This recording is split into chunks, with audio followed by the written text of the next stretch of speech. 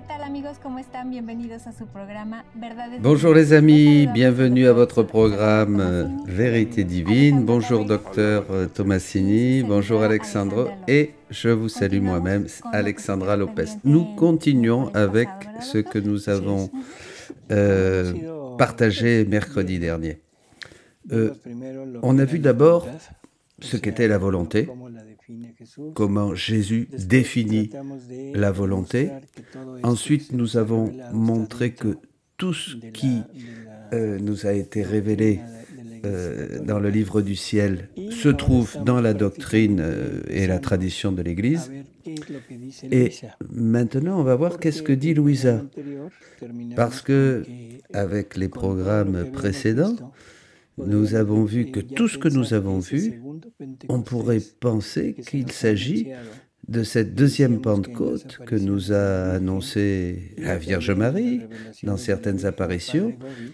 et puis aussi le O Padre sea, nos Gobi. anuncian un segundo Pentecostés On nous annonce une que deuxième ya estaba Pentecôte desde el Antiguo Testamento de que qui al se trouvait final déjà annoncée dans todos l'Ancien tendrían Testament de una manière efusión del prophétique, Espíritu une Santo grande sobre effusion du todos Saint-Esprit y que hein, todos profetizarían dans le livre de desde Joël el et que profeta Joel. tout le monde Así que en prophétisera, realidad etc. ahora En vamos a fait, en enfocarnos en réalité, lo que dice maintenant, Luisa, nous allons nous pero empezamos avoir comme para objectif encuadrarlo con este de méditer ce segundo que dit Pentecostés. Louisa Vamos a ver dans les lo écrits que se du resalta livre en du los ciel escritos de Luisa et qui se réfère justement acerca del Espíritu Santo. au Saint-Esprit et à Porque cette a nouvelle final de Pentecôte. cuentas, el Pentecostés no Parce es que más que finalement, la efusión Pentecôte, de c'est este Espíritu. l'effusion de ce Y siempre Saint-Esprit. estamos con la idea Et nous sommes toujours de avec que va a cette ser algo idée que parecido ça va être un petit a, peu a esa comme ce efusión qui que s'était hubo allá passé con los apóstoles. quand Y les apôtres no étaient au Cénacle. tenemos una idea On n'a clara pas de une qué es idée lo que nos très va a dar. claire de ce Ya que va nous estuvimos donner viendo maintenant que le tiene que Saint-Esprit. manifestarnos la verdad plena, On sait qu'il doit llevarnos nous a conduire conocer a et Jesús nous en manifester la totalidad plénitude de la y vérité dotarnos con todo et lo de nous él. donner Así que tout ce qui vamos a est à empezar, lui, vamos a leer tout algo. ce qui est à Jésus. Alors on va lire quelques Volumen textes. 17, lectura Volume 43, 17, mayo chapitre 17 de 43, 17 mai 1925. 1925. Dice Jesús, hija mía, Jésus a lo que has dicho dit à sobre Louisa, ma fundirte en mi fille, querer, par se le rapport à ce que necesita tu dar as dit otro sur le nombre, fait de te fondre dans mon cual es vouloir, el de il faut fundirte en donner el un orden autre de la nom, gracia. qui est celui En de todo te lo que ha fondre hecho dans y hará el l'ordre de la santificador a los grâce, dans santificantes, tout ce que le el cual es el sanctificateur a Espíritu fait et Santo. fera à Mucho ceux más, qui se pues si la sanctifient, creación se atribuye lequel est al l'Esprit Padre, Saint. mientras Bien estamos plus, siempre si la unidas las tres création est divinas attribuée au personas Père, en el même si nous obrar, sommes la toujours unis les trois redención al personnes Hijo y divines el et fiat que nous voluntas œuvrons tua ensemble, se la atribuirá al rédemption est Espíritu attribuée Santo. au Fils. Y es Et le propiamente fiat en el voluntas fiat tua voluntas sera tua attribué que au el divino Saint-Esprit. Espíritu hará Et c'est desahogo de proprement su dans obra. ce fiat voluntas Esto lo tua hace que Hará l'Esprit Saint desahogo donnera de su libre obra. cours Y à entonces la pregunta son œuvre, obligada à toute es son que el œuvre. Espíritu Alors, Santo no ha hecho alors desahogo de su obra. qu'est-ce que cela veut dire? Le O Saint-Esprit n'a sea, pas a través de encore estos donné, n'a 2000 pas años que encore hemos donné, oui, transcurrido épanché, ya con la libre cours doctrina, con el à toute Evangelio, son œuvre, malgré no l'Évangile. el Espíritu Santo Il n'aurait pas alors llevado a cabo su obra.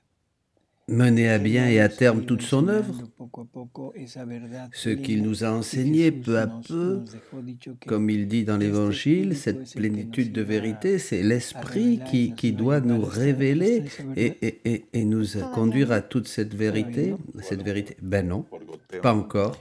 Por Par poco, goutte pero alors. exacto, Oui, poquito. par goutte, peu à Pero peu, en par petites realidad gouttes, no il ha nous a habido révélé. así algo Mais en nuevo, fait, c'est nuevo. vrai, No hay nada. il n'y a rien eu de vraiment, Conocimiento vraiment de nouveau. Jesús, bueno, es las La revelaciones que connaissance de Jesús Jésus, mismo, les María, révélations en que cuanto a Jésus su a fait de pasión, lui, con lo que sufrió su corazón, ce qu'a el souffert son valor de su cœur, sangre la redentora, valeur de son sang pero rédempteur, todavía no etc. tenemos esa Nous avons eu plein de choses, mais nous idea n'avons clara de pas quién es encore Jesús. une idée claire de qui est Sabemos que es Jésus. hombre, que es Dios On sait verdadero, qu'il est hombre homme, verdadero, qu'il en est fin, Dieu, qu'il est vrai que homme et nosotros vrai fuimos Dieu, creados a su imagen y qu'il nous a semejanza, créés à son pero image et à sa ressemblance, ¿qué etc. más? Et quoi d'autre? Y esto es lo que nos está diciendo aquí. Et c'est ça Es aquí donde hará que desahogo nous dit completo de su maintenant obra. le Saint-Esprit dans ce texte. Il En va faire qué- ça. en Il qué va se forma, en qué déverser et mener totalement à terme son œuvre. En qué- Et où? Dice, tú Et lo comment? haces.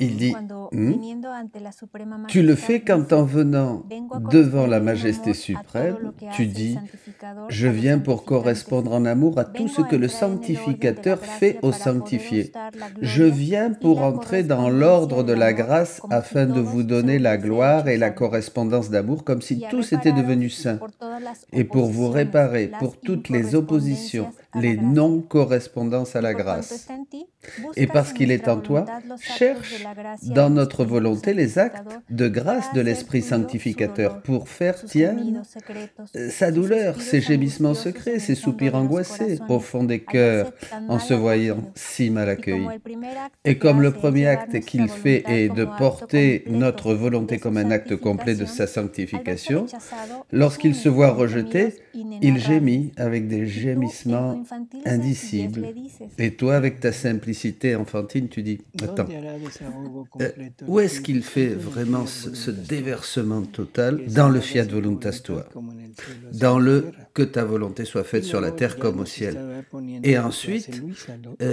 il nous montre ici, le texte nous montre ce que Louisa a fait grâce à cette grâce, à ce don du Saint-Esprit que Dieu met en elle. Hein.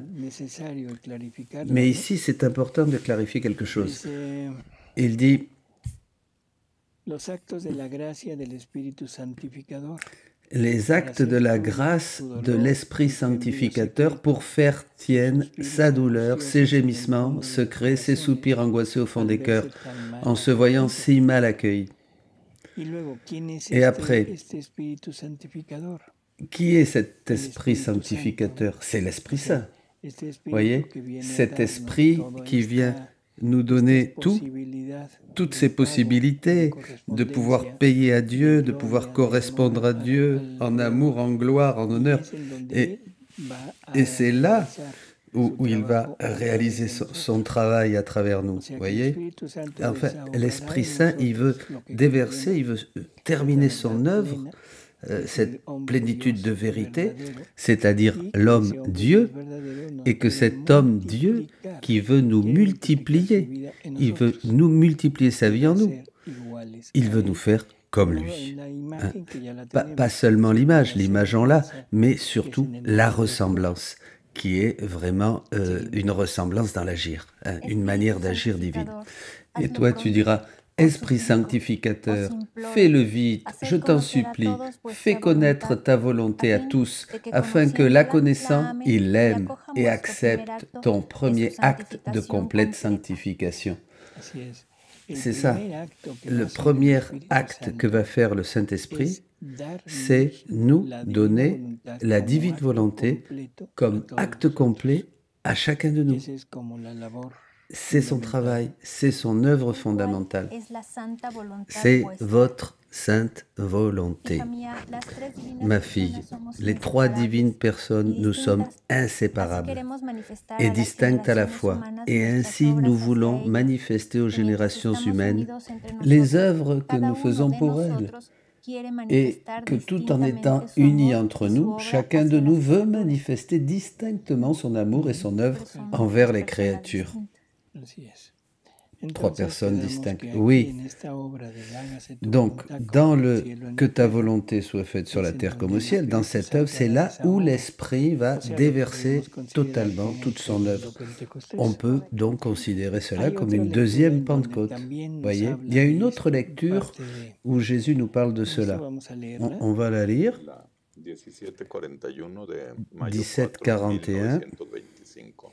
4 mai 1925. Dice Jesús, la misión de mi voluntad reflejará la Santísima Trinidad en la tierra. La mission de ma volonté reflètera la très sainte Trinité sur la terre. Et comme au ciel il y a le Père, le Fils et le Saint-Esprit, inséparables entre eux, mais distincts entre eux, qui forment toute la béatitude du ciel, ainsi sur la terre, il y aura trois personnes qui par leur mission seront distinctes et inséparables entre elles.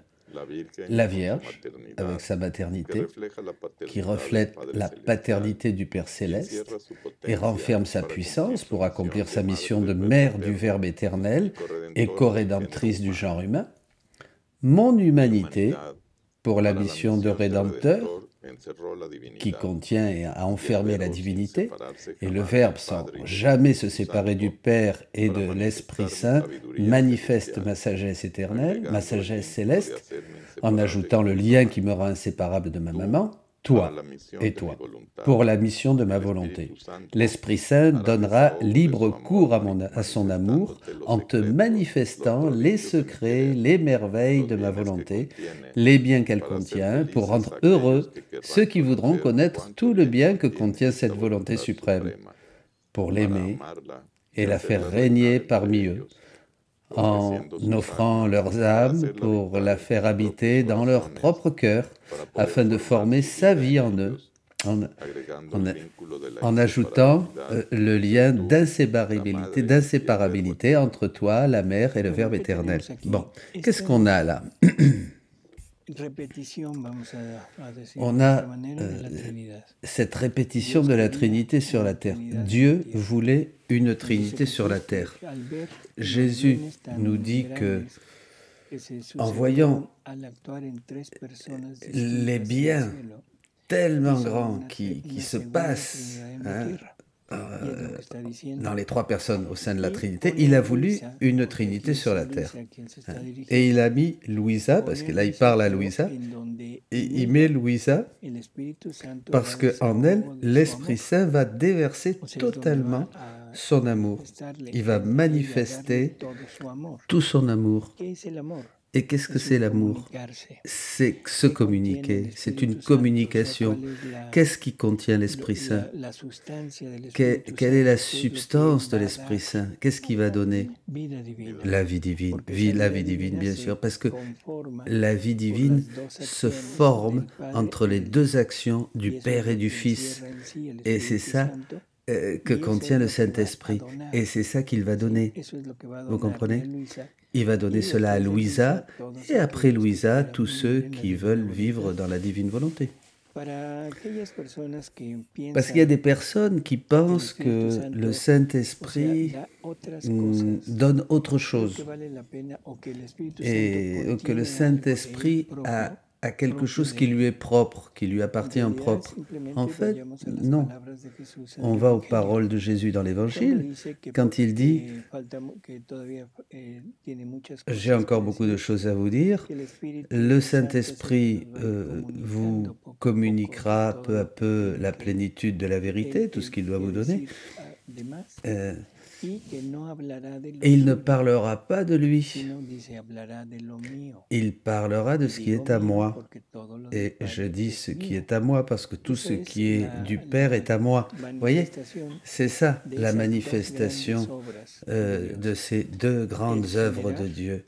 Le fait de générer tout ce que le Père génère le Fils, et le Fils, avec tout ce qu'il reçoit du Père, correspond au Père, en menant à bien tout ce que le Père désire, bien sûr.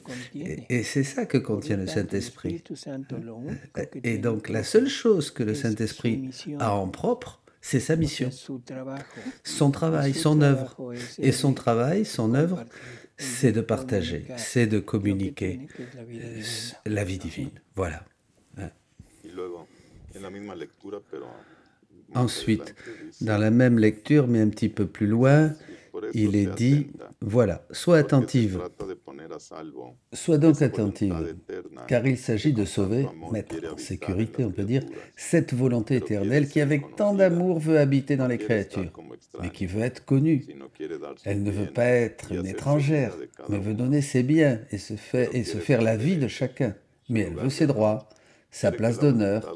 Elle veut que la volonté humaine soit mise de côté, la seule ennemie d'elle-même et de l'homme, la seule ennemie de la divine volonté et la seule ennemie de l'homme. C'est curieux, hein? Quelle est la seule ennemie de l'homme? La volonté humaine. C'est notre propre volonté qui est notre ennemi. On a beaucoup parlé d'ennemis, des ennemis de l'homme, et on a considéré le monde, la chair, le démon, bien sûr, les ennemis de l'homme. Et nous sommes tout à fait d'accord que ces trois réalités, ces trois choses nous mettent dans l'occasion de pécher. Elles nous offrent toute la matière première pour pécher, ces trois ennemis. Mais celle qui décide de pécher ou pas, c'est la volonté humaine. Donc, si la volonté humaine dit non, définitivement, rien. Tout ce que le monde, le démon, la chair peuvent nous offrir, non. Ça, on ne péchera pas. Si la volonté humaine dit oui, bon, parfois, on n'a même pas besoin de la tentation. C'est tout juste la volonté qui décide et qui se la propose. Donc, si la volonté humaine est donc l'ennemi de la volonté divine, la volonté humaine, une part, sent aussi que la divine volonté est son ennemi. Oui, on peut le voir à l'envers aussi. C'est vrai. C'est une des raisons pour laquelle nous entrons en rébellion contre Dieu. On pense que Dieu est injuste, que Dieu nous opprime, que Dieu nous conduit à ce qu'il veut, tout pour lui, tout pour lui. Et viennent des idées comme ça, de penser que Dieu ne nous aime pas, mais qu'il veut que nous soyons ses esclaves. Voilà. Et ça, c'est un petit peu ce qui nous motive à entrer en rébellion contre Dieu. D'ailleurs, c'est absurde. On parlera beaucoup aussi du libérateur, celui qui libère l'homme, c'est l'esprit déchu, c'est l'ange déchu, qui profite de cette opportunité pour donner à l'homme un petit peu de ce qu'il voudrait, de ce qu'il voudrait avoir. Il va stimuler l'orgueil de l'homme, et ainsi l'homme va vouloir arriver à être comme lui, à ce qu'il veut réaliser, mais sans Dieu. L'homme va vouloir se réaliser sans Dieu. Cette volonté humaine est vraiment notre ennemi. Bon, la mission de ma volonté a été la finalité de la création de l'homme. Ma divinité n'est pas partie du ciel, de son trône, mais ma volonté, non seulement partie de son trône, mais elle est aussi descendue dans toutes les choses créées pour y former sa vie. Mais alors que toutes les choses m'ont reconnu et que j'habite en elle avec majesté et décorum, seul l'homme m'a rejeté. Mais je veux le conquérir et le vaincre, et c'est pourquoi ma mission n'est pas terminée. C'est pourquoi je t'ai appelé, te confiant ma mission même, afin que tu déposes dans le giron, dans les bras de ma volonté, celui qui m'a rejeté, et que tout revienne à moi dans mon vouloir. Ne t'étonne donc pas du nombre de grandes choses et merveilleuses choses que je veux te dire pour cette mission, du nombre de grâces que je peux te donner, car il ne s'agit pas de faire un saint, mais de sauver des générations, mais de mettre en sécurité une divine volonté. Ça, c'est une vérité incroyable, là, qui est affirme. Ça ne s'agit pas de faire un saint, cette œuvre qui est le summum de toute l'œuvre du Saint-Esprit. C'est pas pour faire saint, rendre saints les hommes, voyez, c'est pas l'intérêt de faire un Saint François, de faire un Padre Pio, de faire une Sainte Thérèse. Il ne s'agit pas de cela. Il s'agit de mettre en sécurité, de sauver une divine volonté. Qu'est-ce que ça veut dire? Que cette divine volonté est d'une certaine manière, comment dirais-je, en danger, vous voyez, parce que s'il s'agit de la sauver, c'est qu'elle est en danger. Et quel type de danger peut-elle avoir? Non. Elle est divine, elle ne peut pas disparaître, non. Mais rester inutile dans l'ad extra de Dieu. Rester inutile, c'est-à-dire que sa finalité, qui est de former sa vie dans la créature, n'arrive pas. ne se passe pas. Et la créature a été créée pour ça. Voyez, il ne s'agit pas de rendre sainte la créature, ça serait une conséquence, c'est une conséquence de la finalité. Mais la finalité, c'est la vie divine, la vie divine dans la personne. Et à ce moment-là, sans faire de grandes œuvres, la créature devient sainte, mais pas de manière humaine, de manière divine. Et la sainteté humaine, bien sûr, est enfermée en lui. Tous les types de sainteté sont enfermés dans cette sainteté, puisque toutes les saintetés humaines viennent de la divine volonté. Et à ce moment, la créature jouit de cela. Bien. Nous avons donc voilà, un panorama de tout cela. Maintenant, on va voir quelque chose de plus concret. Que veut Dieu quand il pense à la création de l'homme? Nous allons aller au volume 12, chapitre 123, le 24 janvier 1920. Jésus dit, « Ma fille, si tu savais comme je désire, je soupire, j'aime la compagnie de la créature. Si bien que si, en créant l'homme, j'ai dit, il n'est pas bon que l'homme soit seul, faisons une autre créature pour lui ressembler, et lui tenir compagnie afin que l'un fasse les délices de l'autre. » Ces mêmes mots, avant de créer l'homme, je les ai dit à mon amour. Je ne veux pas être seul, mais je veux la créature en ma compagnie. Je veux la créer pour me divertir avec elle, pour partager avec elle toutes mes joies. Avec sa compagnie, je me défoulerai dans l'amour. Continuons. C'est pourquoi je l'ai faite à ma ressemblance. Et à mesure que son intelligence pense à moi et s'occupe de moi, ainsi, elle tient compagnie à ma sagesse, et mes pensées tiennent compagnie aux siennes. Nous nous entretenons ensemble.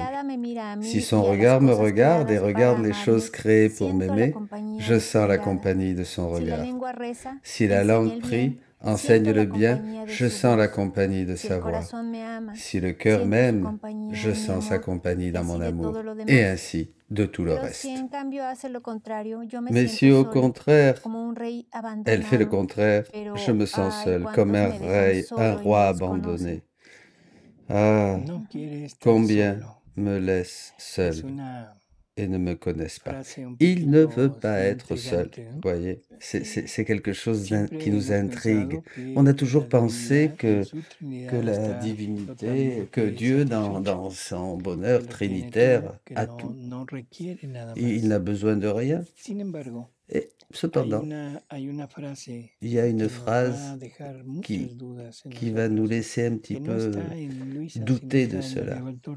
Mais qui n'est pas dans Louisa d'ailleurs, elle est dans Maria Valtorta. Jésus dit que son amour, l'amour divin, est arrivé à ce qui est indicible dans sa perfection en se faisant homme. Qu'est-ce que ça veut dire?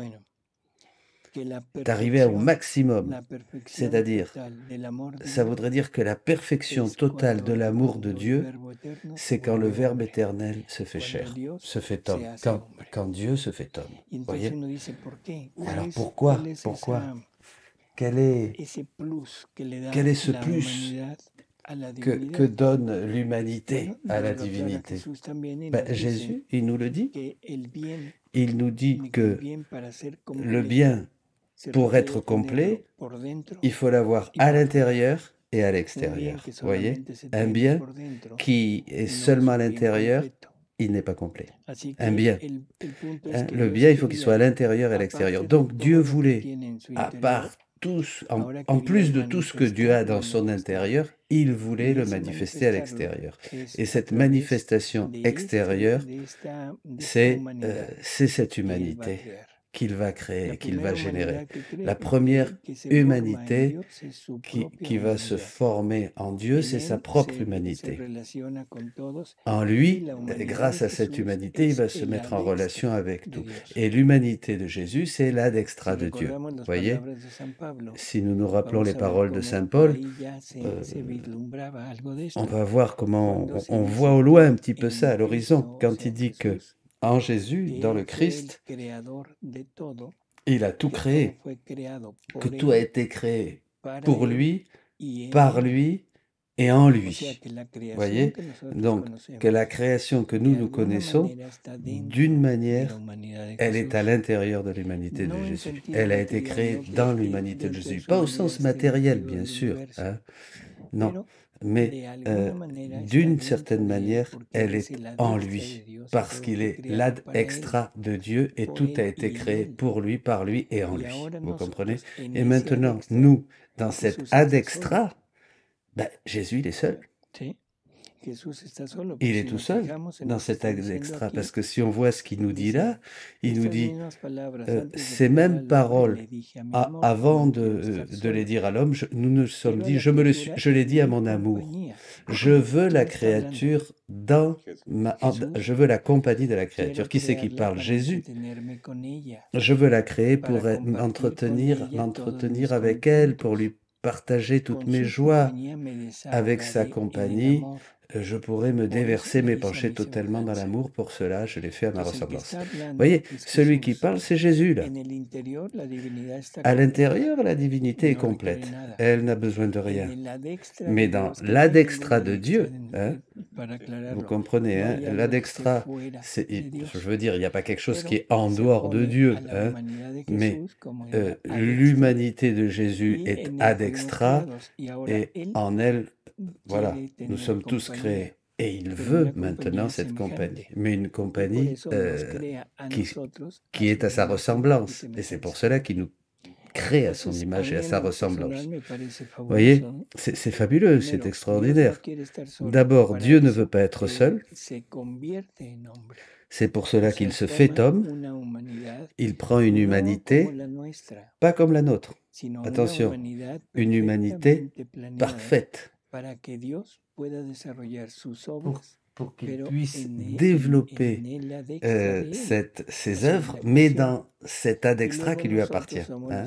Et nous prenons une humanité qui est à son image et à sa ressemblance. Voyez?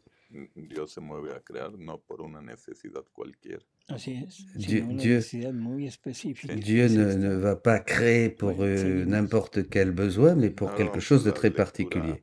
Maintenant, nous allons à la lecture, livre 12, chapitre 80, 29 janvier 1919. Ma fille bien-aimée, je veux te faire connaître l'ordre de ma providence. À chaque période de 2000 ans, j'ai renouvelé le monde. Au cours des 2000 premiers ans, je l'ai renouvelé avec le déluge.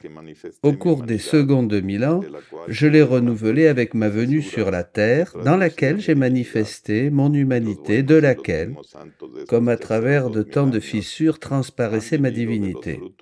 Les bons et les saints, eux-mêmes, de cette deuxième période de 2000 ans, ont vécu des fruits de mon humanité et ont joui de quelques gouttes de ma divinité.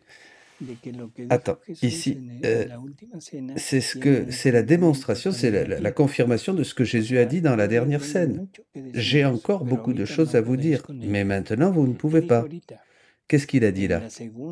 Que dans la deuxième rénovation, il a manifesté son humanité, voilà, et comme à travers des fissures, transparaissait sa divinité.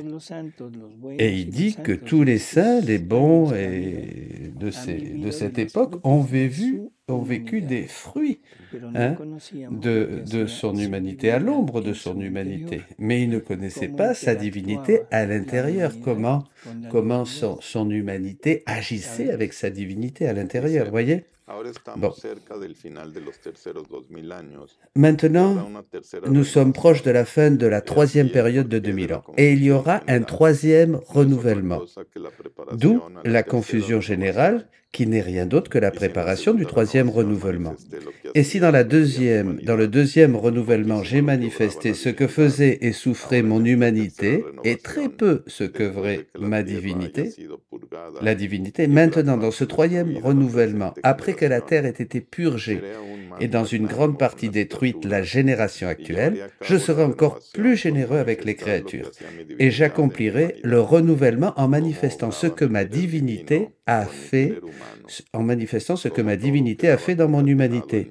Comment œuvrer mon divin vouloir dans ma volonté humaine, comment tout est resté lié en moi, comment je faisais et refaisais tout, et jusqu'à la pensée de chaque créature.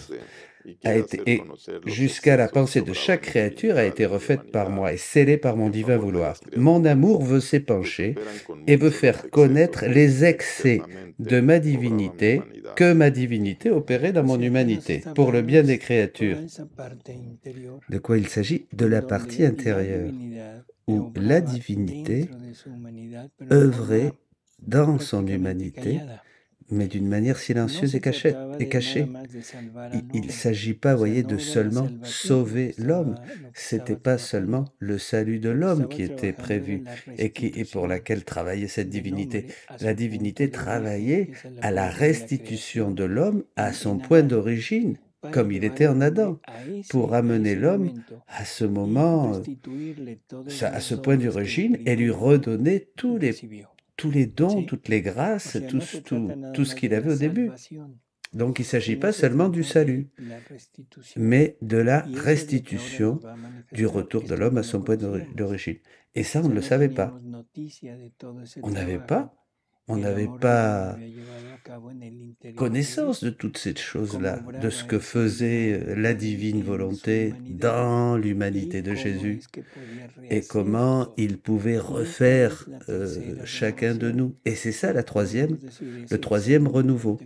Le troisième renouveau ou la nouvelle Pentecôte. Parce que c'est cela que va nous donner le Saint-Esprit, c'est cela qu'il va nous manifester. Et après cela, il n'aura plus rien à ajouter. Il aura tout donné. Le Saint-Esprit aura tout donné. C'est aussi pourquoi je te parle souvent de mon vouloir, ce que je n'ai jusqu'à présent manifesté à personne. Tout au plus, ils ont connu l'ombre de ma volonté, la grâce, la douceur qu'elle contient lorsqu'on l'a fait, mais y pénétrer, embrasser son immensité, se multiplier avec moi et pénétrer partout, même en étant sur terre, au ciel et dans les cœurs, abandonner les manières humaines et agir de manière divine, cela n'est pas encore connu, à tel point que cela paraîtra étrange à beaucoup de gens, et ceux qui n'ont pas l'esprit ouvert à la lumière de la vérité ne comprendront rien. Mais petit à petit, je ferai mon chemin en manifestant maintenant une vérité, maintenant une autre, sur comment vivre dans mon vouloir, et ils finiront par comprendre. Là, c'est clair, hein? Ce troisième renouveau va nous montrer un Jésus qui œuvre, mais qui œuvre partout, avec une synchronisation de sa divinité dans son humanité. Et Saint Jean nous dit très clairement d'ailleurs dans sa première lettre, « Petits enfants, nous sommes enfants de Dieu ». Ça, c'est le point de départ par le baptême. Hein. Nous sommes enfants de Dieu. Mais après, il continue et il dit, mais ce que nous devons être, ce que nous serons, nous ne le savons pas encore. Donc, être enfant de Dieu, ce n'est pas tout. Il y a quelque chose en plus. Et ce quelque chose en plus que nous connaîtrons, eh bien, nous le connaîtrons quand le Christ se manifestera et nous le verrons tel qu'il est. Si nous voyons ce que nous lisons là, cette révélation nous ouvre comment agit Jésus dans son intérieur avec sa divinité. Qu'est-ce que faisait sa divinité dans son humanité et comment les deux travaillaient ensemble. Voyez ? Donc, s'accomplit ce que Saint Jean nous annonçait dans sa première lettre, que quand nous le verrons tel qu'il est, C'est-à-dire ça, ce que nous lisons, nous saurons ce que nous devons être. Vous voyez, notre finalité, c'est en fait de devenir d'autres Jésus, avec Jésus bien sûr.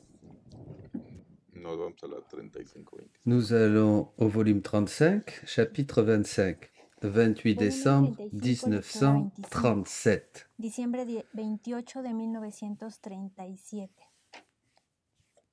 Maintenant, après avoir donné tous les moyens pour sauver notre habitation, il était normal pour nous de mettre en sécurité le roi qui devait l'habiter.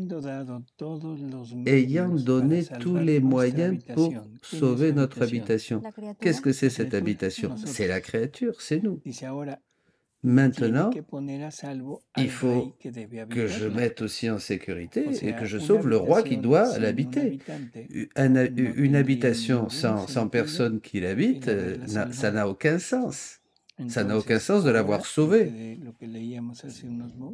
Donc c'est ce que nous lisions assez peu il y a quelques instants. Il ne s'agit pas de faire un saint, mais de sauver une volonté divine. De mettre en sécurité une volonté divine. Là, il nous dit, Jésus nous dit la même chose. Il était normal pour nous de sauver le roi qui devait habiter cette habitation. Qui devait habiter cette habitation? Jésus. Continuons. Notre amour était resté à la moitié de son chemin, empêché comme détenu en son chemin. Et c'est pour cela que le règne de notre volonté servira à à sauver ce fiat rejeté par la créature et lui donner l'entrée dans sa demeure pour le faire régner et gouverner comme le souverain qu'il est. Ce ne serait pas une œuvre digne de notre sagesse créatrice de sauver les habitations et pour celui qui devait les habiter, d'errer en plein champ, sans royaume et sans domination. C'est ça. Le triomphe du cœur de Jésus et de Marie. C'est le règne du Christ. Ce triomphe du cœur immaculé de Marie. Marie ne veut pas un triomphe pour elle. Elle veut triompher, mais elle veut que son fils triomphe. Et donc, toutes les créatures qui se donnent à Marie, qui se consacrent à Marie, Marie va les mettre en Jésus, ou mettre à Jésus en elle. Vous voyez, c'est ça, ce que veut la Vierge Marie avec tous ceux qui s'approchent d'elle. Elle veut donner ce bien meilleur, ce grand bien qu'elle contient. Elle, qui est Jésus, elle est l'arche, elle est la nouvelle arche de l'Alliance. Que contenait, qu'est-ce qui était dans l'arche de l'Alliance? Les tables de la loi et le manna. Deux choses. Que contient Marie dans son intérieur? Jésus, qui est l'aliment et parole. Vous voyez, en Marie, nous trouvons la parole de Dieu, la loi, écrite, comme celle de Moïse, et le manna, maintenant, Jésus comme aliment qui se donne dans son corps et dans son sang, son âme et sa divinité. Bon, le triomphe de Marie, donc, c'est le règne de du Christ sur la terre. Et c'est le règne de la divine volonté. C'est cela que l'on appelle le règne de la divine volonté. Sauver les demeures, les habitations, et ne pas se sauver lui-même, ni pouvoir habiter les demeures sauvées, serait absurde, comme si nous n'avions pas assez de pouvoir pour nous sauver nous-mêmes. Cela ne sera jamais le cas. Si nous avons eu le pouvoir de sauver notre œuvre créatrice, nous aurons le pouvoir de sauver notre vie dans notre œuvre. Ah oui. Nous aurons notre royaume, nous ferons des prodiges inouïs pour l'avoir, notre amour accomplira son chemin, il ne restera pas à mi-chemin, il se débarrassera des chaînes, il continuera sa course en apportant le baume aux blessures de la volonté humaine. Il ornera ses pièces d'ornements divins et demeure, et avec son empire, il appellera notre fiat à y habiter et à y régner, en lui donnant tous les droits qui lui sont dus. Si le règne de ma volonté n'était pas certain, quelle serait l'utilité de reconstituer et de rétablir ces demeures, les demeures? Voyez? Oui, à quoi ça servirait de sauver l'homme si le divin reste dehors et ne peut pas reconstruire son règne dans l'homme? Bon, on va au 1928 maintenant. 20 juin 1926. Je suis ainsi, dit Jésus. Mon idéal dans la création était le royaume de ma volonté, dans l'âme de la créature. Ma première fin était de faire de l'homme autant d'images de la divine Trinité en vertu de l'accomplissement de ma volonté sur lui. Mais dès que l'homme s'est retiré d'elle, j'ai perdu mon royaume en lui. Pero en cuanto el hombre se sustrajo de ella, yo perdí mi reino en él. Et pendant 6000 ans, j'ai dû soutenir une longue bataille. Mais aussi longue qu'elle fut, je n'ai pas laissé de côté mon idéal, ni ma première fin, et je ne la laisserai pas. Donc, quel était l'idéal de Dieu, de Jésus dans la création? Son règne. C'est ça, que la créature obtienne la divine volonté en lui pour, à travers elle, pouvoir avoir toute cette ressemblance avec le Christ et avoir aussi un lieu où Jésus, le Christ, puisse venir habiter avec lui, se fondre dans cette humanité. Et cette finalité, elle n'est pas perdue, mais elle est restée détenue, bloquée. Voilà. Et ça, j'en profite pour dire quelque chose. Si Adam n'avait pas existé, tout ce dont nous parlons serait absolument absurde, voyez, parce que toute la révélation sur la divine volonté a son fondement en Adam, a son fondement dans la création du premier homme, parce que le premier homme était la finalité que Dieu avait pensée pour lui et pour la créature. Si on enlève Adam du milieu de tout ça, voilà, nous n'avons plus rien, nous n'aurions pas eu une idée claire de cette finalité de Dieu, de cette création que Dieu voulait faire. Si Adam n'existait pas, donc, que signifierait le péché originel? Ça serait illogique. Si nous ne pouvons pas comprendre ce qu'est le péché originel, si nous ne comprenons rien de tout ça, dites-moi, que veut dire Immaculée Conception? De quoi parlez-vous? Donc, je crois que ces lectures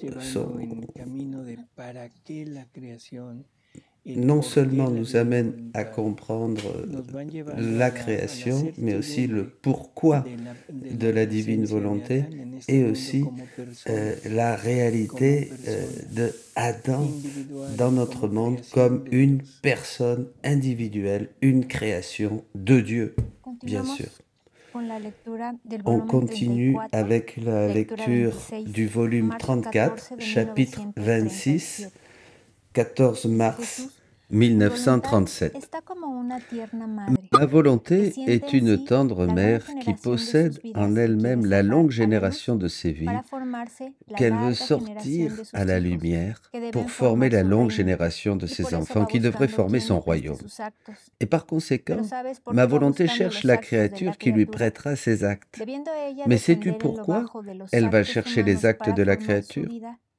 Ayant à descendre dans les profondeurs des actes humains pour y former sa vie, ma volonté veut se servir de ces actes pour donner cette vie aux créatures. D'autant plus que cette vie ne peut pas être formée à l'extérieur des personnes, mais toujours en elles. Autrement, il lui manquerait les choses nécessaires, les humeurs vitales, pour y former une vie. C'est pourquoi ma volonté ne peut pas former sa vie à partir du ciel, ni à l'extérieur de la créature. Mais elle doit descendre dans les créatures.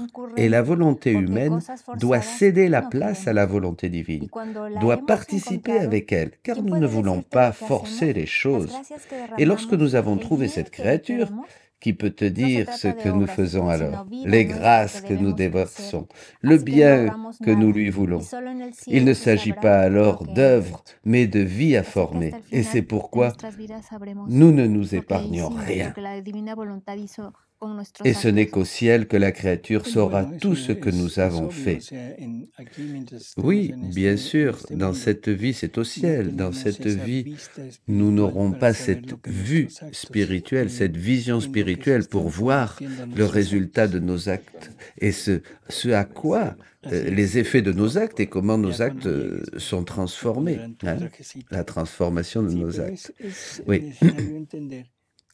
Il faut comprendre que la finalité, c'est ça.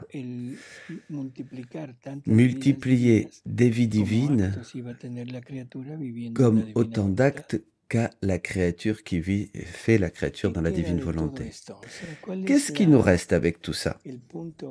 Quelle est la conclusion finale? La divine volonté, c'est le plan originel de Dieu. Se vivre dans la vie, dans la divine volonté, cette image et ressemblance de l'homme avec Dieu, c'était son plan original. L'image, nous l'avons, c'est la partie extérieure. La ressemblance, c'est agir comme le Fils de Dieu, comme Jésus agissait sur la terre. Si nous n'avons pas en nous cette matière première du divin, définitivement, nous ne pourrons pas arriver à former une vie divine en nous. C'est pour cela qu'il y a cette nécessité que la divine volonté soit fondue, se fonde en nous, que nous fondions en elle, en nous détachant de tout ce qui appartient à la volonté humaine, nous détachant, nous dépouillant. Ça ne veut pas dire enlever la volonté humaine, mais enlever ce qui est en elle, ce que nous avons mis en elle, nos goûts, nos œuvres, nos intérêts, nos affections, etc., ma manière de réagir devant le monde, etc. Tout ça, pour mettre le divin. Jésus nous dit que même le tempérament doit changer. Il va nous donner son tempérament dans le livre 11. Mais pour cela, il faut enlever le nôtre. Il va nous donner sa vie, sa nature, il va nous donner ses œuvres, il va tout nous donner. Pourquoi? Parce qu'il veut que nous soyons une parfaite image de lui et le faire régner ainsi dans notre cœur, dans notre âme, et ainsi lui fonder son règne sur la terre. Voilà, ce règne, Jésus l'a bien sûr par nature, Marie l'a aussi par grâce, et grâce à son immaculée conception dès le début, hein, et Louisa l'a elle aussi, mais en sortant par le moyen de la rédemption du péché originel avec les sacrements, et peu à peu, elle est devenue semblable à Jésus en enlevant tout ce qui était à elle pour avoir tout ce qui appartient, tout ce que contient la divine volonté et faire une vie divine comme celle de Jésus. Maintenant, nous, qu'est-ce qui reste pour nous? Eh bien, nous avons tout l'enseignement que Jésus a donné à Louisa. Nous avons cette merveille du livre du ciel qui n'est pas autre chose que la même parole, la parole même de Dieu. Ce n'est pas autre chose que la révélation même du Saint-Esprit qui se donne à nous, qui nous découvre toutes ces choses. Il manque juste le dernier petit coup de pinceau, et ce petit coup de pinceau, c'est nous qui devons le donner. Un petit coup de pinceau qui peut être négatif, et nous continuerons avec notre vie telle que nous l'avons menée jusqu'à aujourd'hui, peut-être bonne, peut-être sainte, mais, et bien souvent, peut-être, pas seulement peut-être, mais mal, en nous éloignant de Dieu. Et une fin, qui nous ouvrira les portes du purgatoire pour nous enlever tout ce que nous n'avons pas voulu nous enlever durant cette vie.